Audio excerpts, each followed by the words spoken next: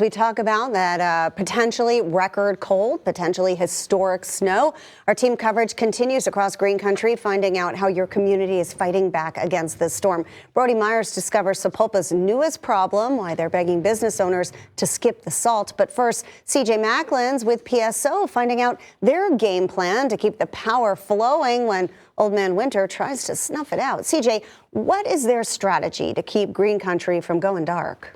Well, Julie, PSO is prepared for any and all elements throughout the year, and crews are ready to respond if Green Country loses power during this winter storm. PSO says their plans can be different when it comes to facing an ice storm versus a snowstorm.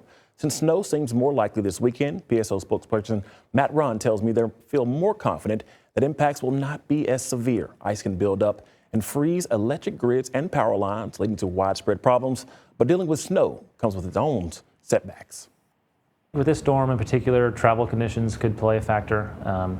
If we're getting several inches or a foot of snow, it could take maybe a little bit longer for our crews to respond to an outage. But we're going to make sure that those crews are doing things safe. Safety's first, and then we'll get the power on. One thing may be accessibility, getting crews around the state if there are travel conditions, depending on how they play out this weekend. So we'll be keeping an eye on that, and any outages that do arise, we'll be ready to restore that as safely and as quickly as we can for folks.